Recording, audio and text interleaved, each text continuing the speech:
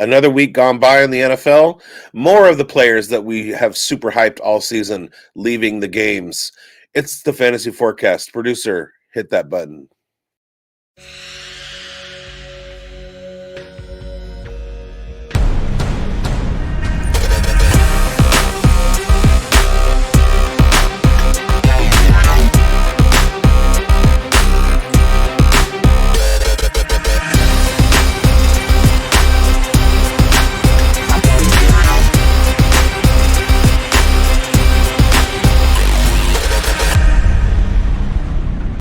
Welcome to another edition of the Fantasy Forecast with Grindberg and Bigz. This is the weekend recap and waiver wire show for week 11, where we tell you who to go pick up, you go pick them up, and then they leave the game early with an injury.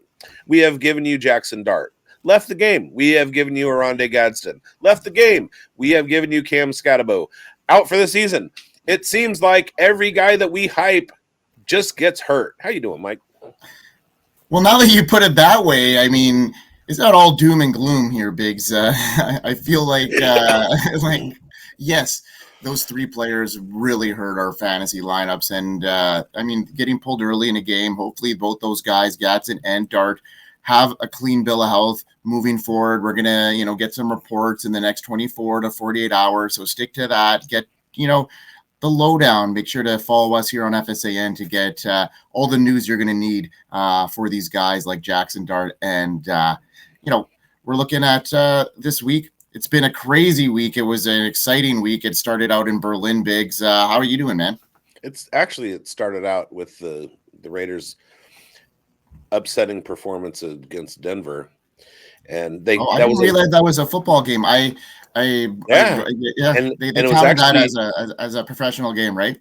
It was winnable. The Raiders could have won. Ashton Genty broke off like a huge 60-something yard touchdown run, but Dante Thornton got called on a ticky-tack holding call that the refs should have kept the laundry in their pockets, and the Raiders could have won that game. And then San Jose Sharks hosting your Winnipeg Jets. Sharks 7 wins in their last 10 games on an absolute heater with a young squad. Good things are coming, but that's not football.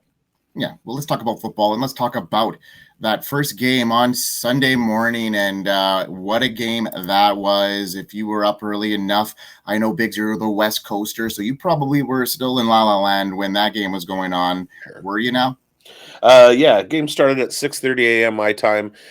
Before I started working at my job where I work and close on Saturday night before Sunday morning, I would get up for those games. And now, because of my Breakfast with Bigz show, Breakfast with Bigz, by the way, Sunday mornings, 8:30 a.m. West Coast time, 11:30 a.m. East Coast time. Because of that, I tend to sleep until right before the show. Makes total sense. Well, yeah.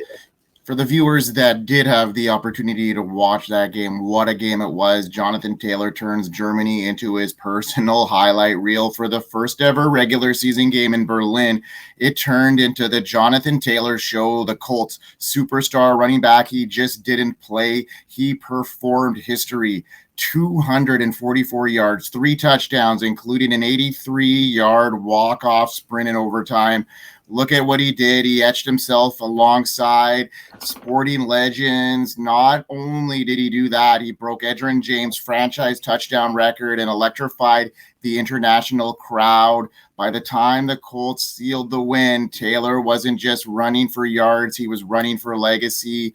Now, 17 touchdowns on the year. He delivered a top 4 rushing performance in Colts history. Now Shane Steichen leaned into the hot hand, feeding him 6 times on the game-winning drive. He's averaging nearly 28 PPR points per game, Bigz, almost 3 more than any other running back. Is he officially the RB1 you have for the rest of the way? We talked about it last week about his upcoming schedule getting tougher.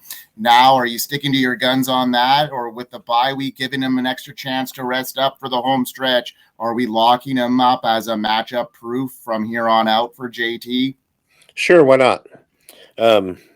Yes to all of your questions. I mean, I'm gonna excuse me, I'm going to maintain what I said last week.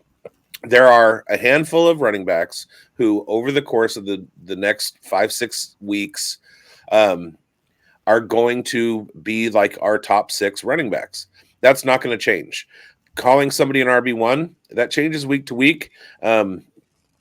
Jonathan Taylor, the improvements that the Colts have made to the offensive line and the way that Daniel Jones has played have led to Jonathan Taylor being able to stay fairly healthy and play to his talent level. That's great. And we've known Jonathan Taylor is one of the elite running backs for years. So that doesn't change. Any given week, he's a must start. There are 5 or 6 guys like that. Devon Achane had a huge game.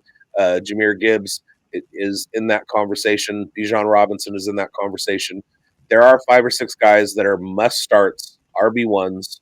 They're gonna stay in your lineup, and we're not going to quibble. I'm not going to take Jonathan Taylor out. He's not going to find himself on a sits show based on a matchup. It's not going to happen. He's an RB1, and then that's for sure. That's going to stay. Yeah, absolutely. It's just a tear, and it's pretty historic what he's doing right now, and impressive as that comes. And let's move on to our next story here, Bigz. And impressive. And I'm, been waiting for this to happen for quite some time. And we finally got it. The breakout performance we've all been waiting for. I've been waiting for. Fantasy managers like me alike that have been paying attention to the New England Patriots backfield while rookie exploded. TreVeyon Henderson, 147 yards, 2 touchdowns, including a highlight reel runs, 69 yards, boom, 55 yards, and the Patriots knocked off the Buccaneers 28-23 and look like legitimate contenders right now in the AFC, taking on one of the NFC's best teams in the Bucs, and it looked pretty handily too. It was back and forth for a bit, but you could just tell that the Patriots were well ahead of this one, and back-to-back games, setting new career high. He's got a growing role behind a Mike Vrabel offense, and he looks like the rookie running back who could quietly swing playoff races down the stretch. If he's still on waivers, this might be the time. I'm not sure if he'll ever be there, but if he's there, get him right away. Maybe those shallower leagues, but TreVeyon Henderson just dropped 147 yards, Bigz, 2 scores, giving that offense some real juice. When Ramondre Stevenson comes back, what do you think happens? Do you think Vrabel sticks to the hot hand in Henderson or goes back to the vet to kill that rookie momentum we're finally and been waiting to see? Well, he's got to stick with the rookie.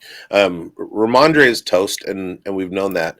I was replying to somebody on Twitter yesterday, and they were asking, or they were saying that TreVeyon Henderson finally was given the keys to the castle or whatever, and it popped up into my head that Lunch Pail Larison, that's my new nickname for him. Nice. If he had remained healthy, I don't think that. I think that they would have gone to Larison a lot more than Henderson. But let's pump the brakes on Henderson for just a second. So in week 9 against Atlanta, he had 14 carries for 55 yards and a 3.93 yards per carry. He also had four catches on 6 targets. That's pretty great. He had 14 carries again. So his carry share has stayed level for the past couple weeks, but you take away 125 rushing yards on 2 plays, and he is down to 22 yards on 12 carries. So we know that he's explosive. We saw that at Ohio State, and he can turn nothing into a 55-yard ramble or a 69-yard run. But between the tackles, he's pretty stuffed. And so they're going to need to keep going to Ramondre. They have to find a way to get the ball into TreVeyon's hands 20 times a game simply because of his explosiveness. I was reading a stat, Kyle Williams on his 72-yard touchdown catch. Shout out Kyle Williams, one of my biggest targets going into the season, who hasn't really done much until yesterday. Hit 21.8 miles per hour on his 72-yard run. Just absolutely flew by everybody. That was the fastest speed recorded so far in 2025 in the NFL. And then on his 55-yard run, TreVeyon Henderson beat that and was over 22 miles an hour. So young kids in New England are super fast and explosive, and that's what it takes to win ball games. So get the ball into his hands, and also get Henderson into your lineups. And I would love to see what he's kind of known for too, is them using him more in the passing game where he can be a little bit more explosive out of the edge, where he doesn't have to run between the tackles as much. And hopefully, that evens out. Maybe those 14 carries turns to maybe 12, and he gets maybe 5 to 10 looks in the passing game eventually. Hopefully that could be the thing, and that gives him more of that Jahmyr Gibbs-esque run. He looked like him yesterday. Be great to see him catch the ball a little bit as well. So maybe that's where his upside can be, and not have to lean so much down the middle and use that smaller frame and get into harm's way as much, right? Absolutely. All right, man, let's move on to the next one here, Bigz. And another one here, Shough time and the Big Easy, and rookie quarterback sparks life and the fantasy value into the Saints. The Saints may have found something in their rookie quarterback, Tyler Shough, and fantasy managers. We should be paying attention even after a rocky first start.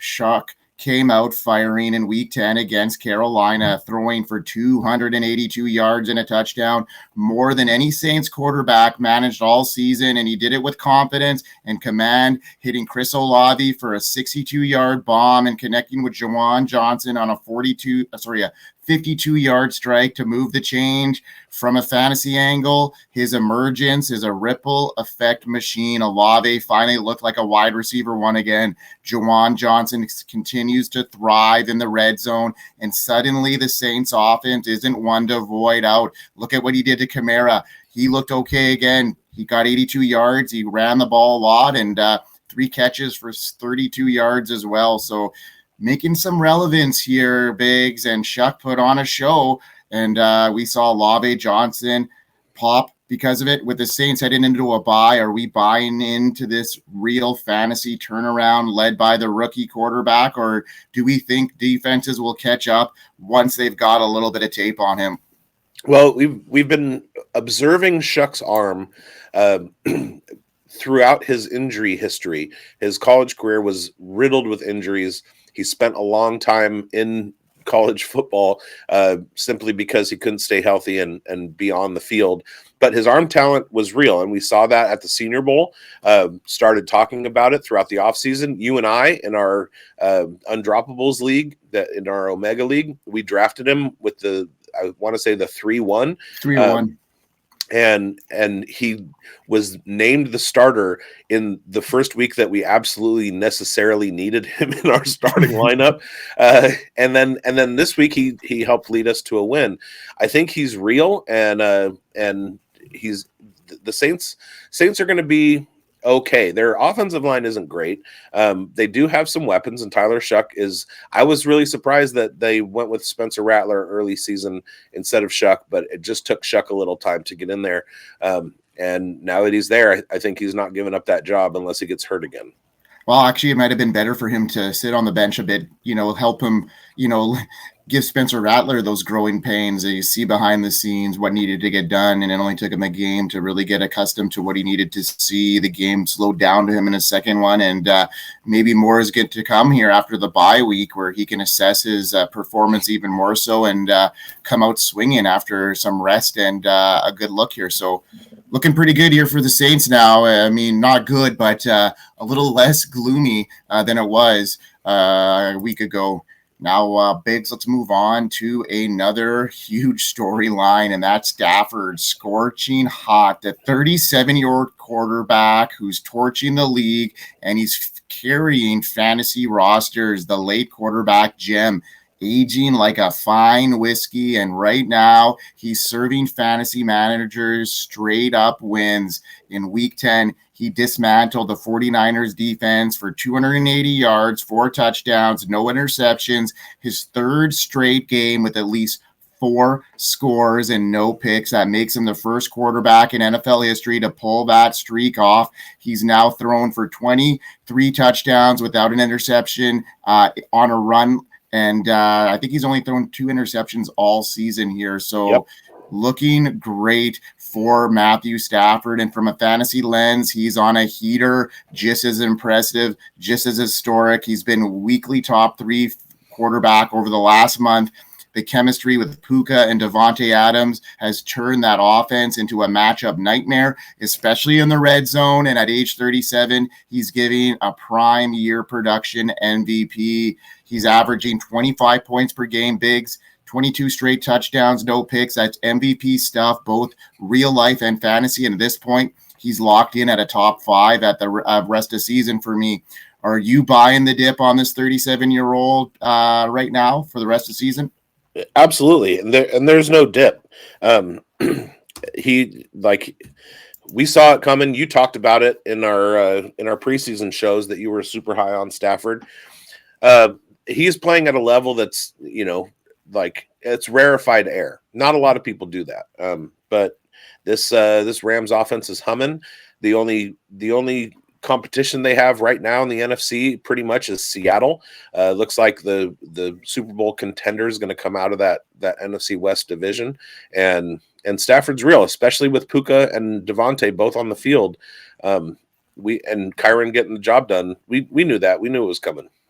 And they have the luxury right now. We saw Davante Adams get pulled from that game a bit early, so we're going to have to keep an eye on his injury as well. But I think they're just being able to do that with precautionary. You're up, or you have the game in hand. You know what's going on here, and if needed, they're back in it. I think the same thing happened to Puka before the bye there, and back at it. And this Rams team looks legit. They look like a front runner here, like you mentioned, Bigz, and I'm all in with them as well, as I've been drafting a lot of them this offseason. So you want to mention one more story here? I mean, it was late. It was just sucks, and I didn't want to talk about it, but we got to talk about the Jackson Dart concussion, and we're not sure quite what's going to happen here. Brian Dable did get fired today as well, so a lot of things happening here. What's your ear to the ground tell you right now about the Jackson Dart situation, and what your advice is for fantasy owners right now about the situation? We're just going to have to hold tight and see. Hopefully it's not too severe of a concussion.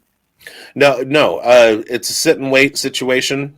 One of the things is they got rid of Dable, but Jackson Dart still was the leading rusher among quarterbacks, and that was the thing that we pumped in all of our Jackson Dart hype, was his running ability, and he is getting 10 points per game fantasy wise from his legs, and that's definitely a floor that you want to take advantage of.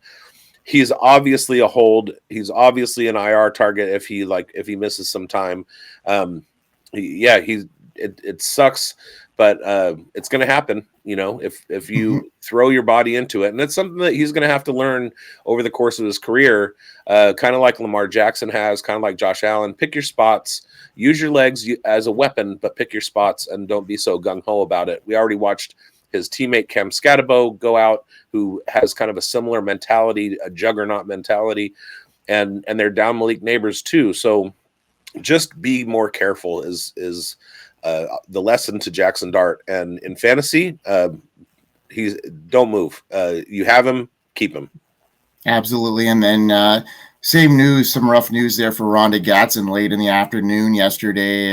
He banged knees with opposing, I think it was a linebacker potentially, and just didn't look good. There was a smack, but some experts, I say, say it doesn't look too serious. Others say it might be. So we're going to have to wait for the analysis. He bruised his quadriceps muscle. Okay, so a little bit more information has come out. So what do you think what's the timeline on that? Is he going to miss some time, you think? No, I don't think so. I bruised my quadriceps muscle in Canton. Doing what? Sliding down a flight of stairs into a closet door. It was a game we were playing, folks. It was, Bigz broke the door and he won the game. All right. What we didn't win here is next week. So you were back in the lineup. Yeah. All right. So let's get into our studs and duds for the week, and we'll power through them because we want to do that. Well, mine's quick, and you can tell from the fact that I'm wearing this big L hat. Shout out LSU Tigers. and this is the hat that I put on for my losers. I'm not putting on the winner's hat because I told you to sit Chris Olave, and he finished as wide receiver 6 as of Monday. I told you to sit Travis Etienne. He finished as RB12 as of Monday. I told you to start David Montgomery. He finished as RB27. And I told you to start Gadsden, and he left the game early. And right now he's sitting at tight end 26. So from the starts and sit shows, I did absolutely horrible 0-4. 0 for 4. But my one saving grace is I was asked a question on Breakfast with Bigz about who to start, and of the ones that were asked, based on my gut, I said start Dalton Schultz, and he's sitting at tight end 4 for the week, with Goddard and Musgrave to play on Monday night. So that's a pretty good situation for him, and so I will take that as a big win. So why isn't the hat on? Give yourself some. No, I'm good. But I had a terrible week. I'd been doing pretty good for a while, and then this week just absolutely garbage. But the funny thing to me is that my starts and sits calls are based on data, and the Dalton Schultz was a gut move. I didn't look at anything. I didn't look it up. I was just like, yeah, go with Schultz. Like it was a gut call that worked out. And the data, the studying, the deep dive into, statistical analysis and everything, those are the ones that didn't work out. If we could just predict what weeks those gut calls are going to come through and our data won't, then everything would be just gravy. Right. Schultz had a terrible week himself. Well, it wasn't that terrible. He said to start Jameson Williams, and Jameson Williams had a breakout game. Parker Washington, I haven't checked. He said to start him. He said to sit Breece Hall, and that was a mistake. And then he said to sit Marvin Harrison Jr. too. So yeah, iffy, but still better than me. Yeah, and I was iffy too. Chalk call there with BTJ. Didn't end up playing. I was worried about the ankle and didn't end up working against a tough defense in the Texans. And Cardinals running backs didn't get any stuffage there. They did not get anything on the ground, but I was expecting maybe some Trey Benson action after their bye, and that would have been a more of a bolder call, but a win there for me. I told everybody to start Rico, and he had a decent game, got a touchdown, didn't get the production I would have liked to have seen. So with how much of a chalk call that was, I'll take that as a wash. And Ladd had a great game. I was expecting a good game from him. He had the best game in a lower scoring affair. So I think Ladd ended up finishing a top 5 this week headed into Monday night. So a decent call there for me, and another decent week on the chalk here. So let's get into our waiver wire, Bigz. Did you see Tucker Fisk had a catch? Yes, I did. They showcased it. That was awesome. Yeah, it's awesome. All right. Tucker Fisk, hometown boy. There it is. All right, man. Let's get into our waiver wire pickups for the week. And let's get into let's start us off there, Bigz, with your tight end quarterback. Well, looks like you got a quarterback. Let's talk we talked about it top of the show. I'm going to say go to your waiver wire and pick up Tyler Shough. He's currently 98% available on ESPN. He's only on 2% of rosters. He's got some upside. And if you have a situation where you have Jackson Dart and he's going to miss a week, Tyler Shough is as good a replacement quarterback as anybody. Go grab him. That's awesome. And I was gonna put your spotlight on my map, just in spite, but I was gonna let you have your glory. So we're gonna leave your wide receiver duo for the end here for your spotlights, Bigz. And I'm gonna talk about a tight end here that I think goes hand in hand with Biggs's quarterback, and that's Juwan Johnson. And if you look, he's still available in a decent amount of leagues right now, folks. And if he's available in your Yahoo or ESPN, 35 to 47% in Yahoo. So still quietly, largely available. He's quietly become the safety blanket and the red zone hammer for the Saints. Shough's been taking over under center. We talked about him in depth earlier in the show. Bigz just talked about him. With the departure of Rashid Shaheed, he shipped off to Seattle. His growing role is something fantasy managers should not be ignoring. And if you've been streaming tight ends, it's time to stop playing musical chairs.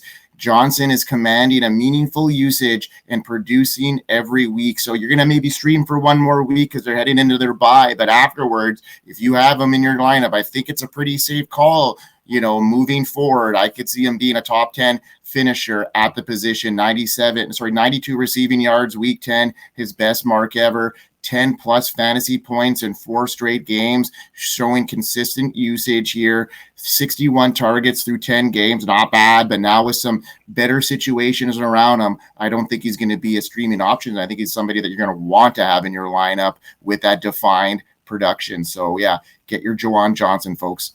Yeah, that's the target share that Koopa Fiasco, Andrew Cooper, the tight end guru, he calls for a specific tight end share for the tight ends that he wants on the back end, and Juwan Johnson is sitting right there.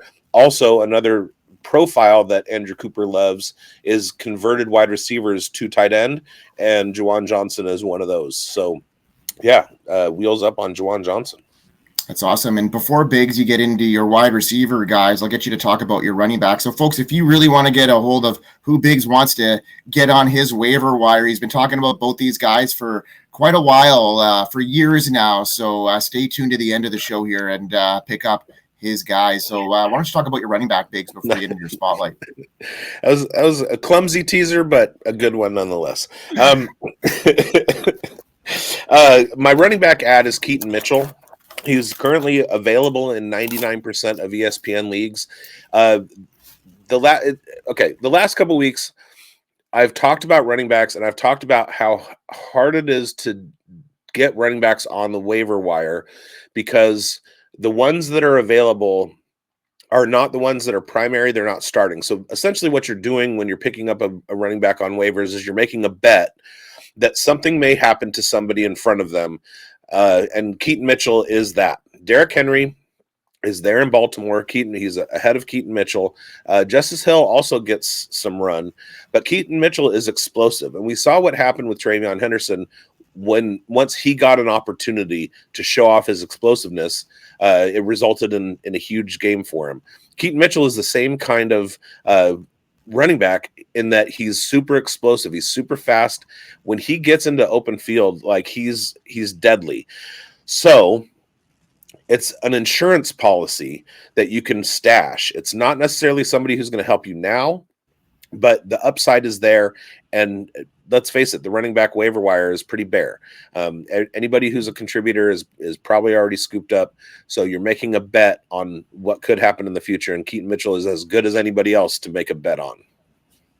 All right. Yeah, there you have it. I mean, he's an underrated gem here that could have a lot of upside down the stretch if the Baltimore Ravens get into some battles here. They're 4-5, and they need every win possible down the stretch here. And they're looking like a team to beat in the AFC right now with so much ambiguity down the line here. So let's move on here to my running back pickup, and he is going to be my spotlight. So I'm going to run my video.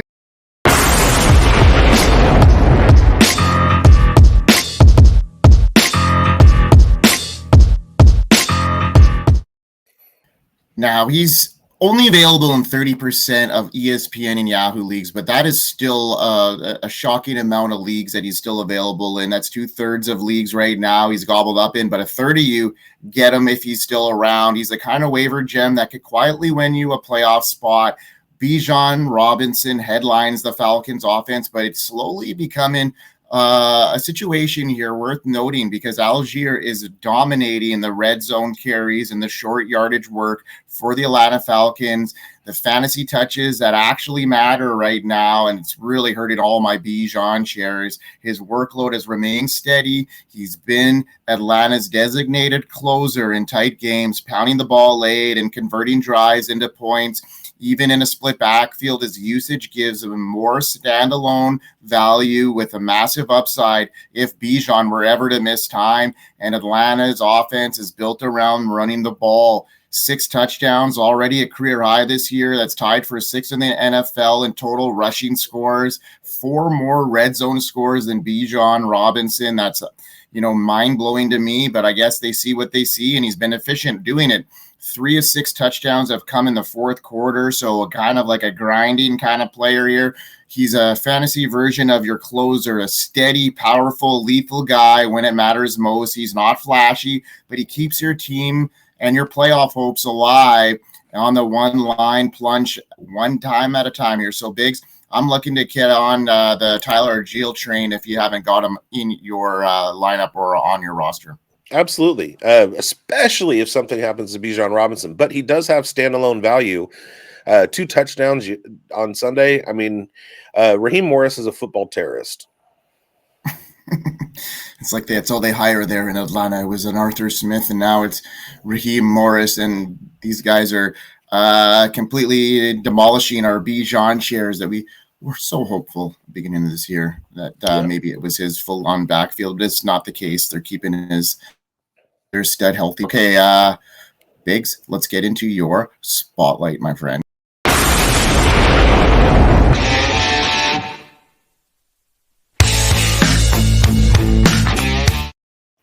All right, it is with extreme pride that I start off.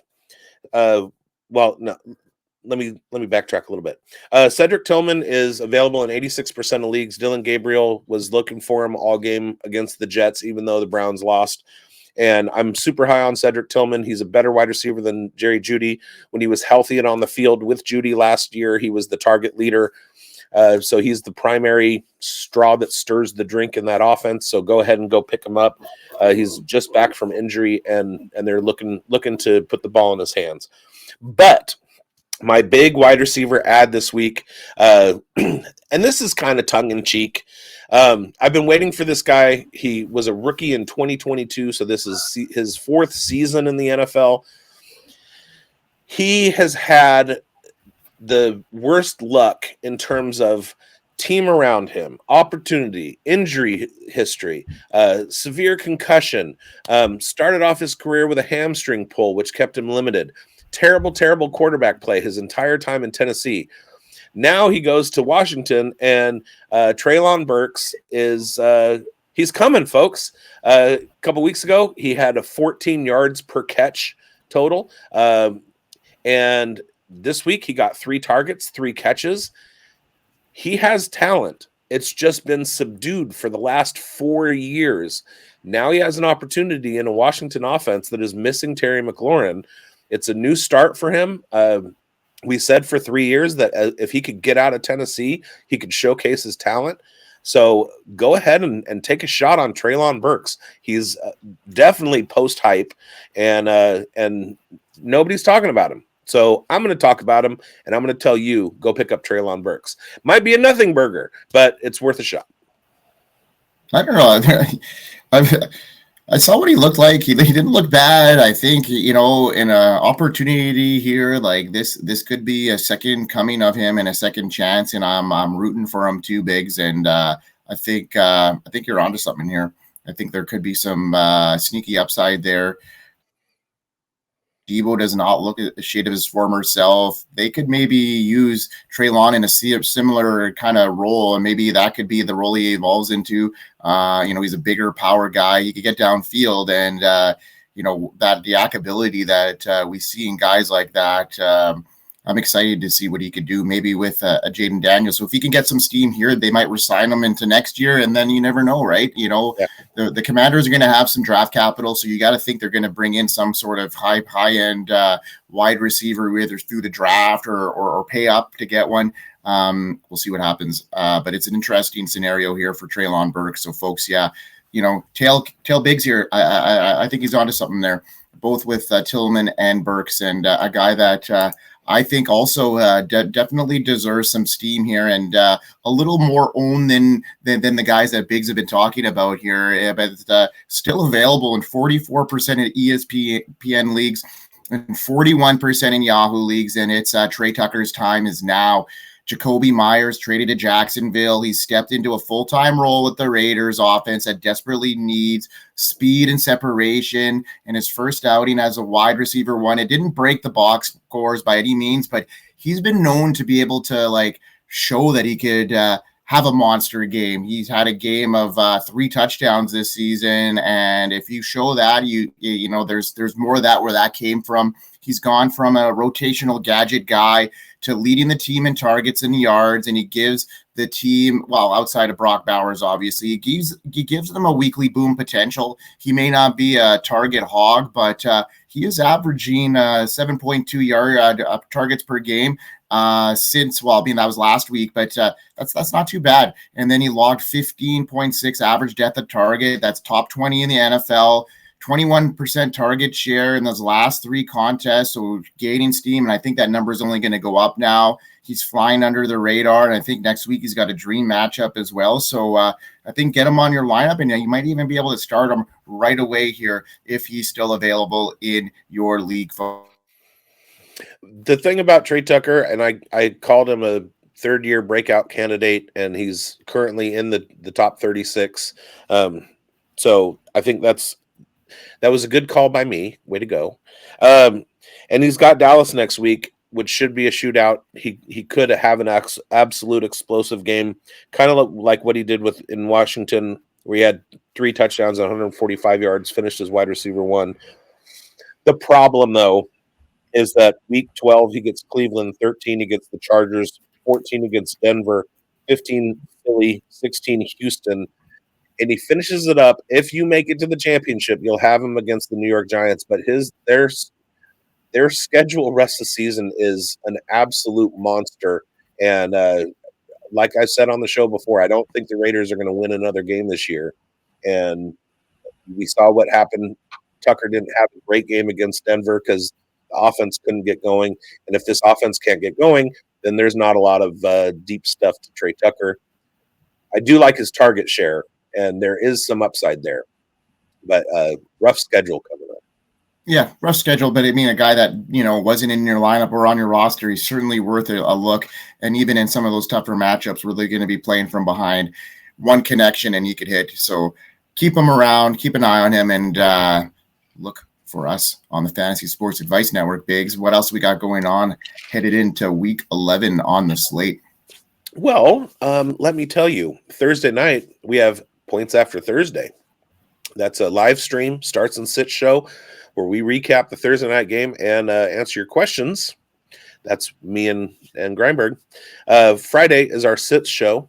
Saturday is our starts show. Sunday is Breakfast with Bigz, followed by Spilled Coffee, so check that out. The Dynasty Pulse, that'll drop sometime this weekend. Dynasty show, featuring all of your favorite hosts. Like and subscribe, hit the bell, stick around if you're a new subscriber, and we hope you win. Hope you win. Hope you get some help here on your waivers this week. Tough stretch ahead of us. Buys are almost through. Only got 2 this week, so teams are getting healthier. Hopefully, we're through the injury bugs, and we get good news on Gats and Dart as we head into week 11 here. All right, folks. From all of us in FSAN, hope you win. We are here. FantasySportsAdvice.com, offering the best fantasy sports social media platform. Why join endless Discord communities or the trolls of Reddit? Fantasy Sports Advice is a community designed to help you win with 24/7 support. Go to FantasySportsAdvice.com and become a pro member for unlimited access. Again, go to Fantasy Sports Advice.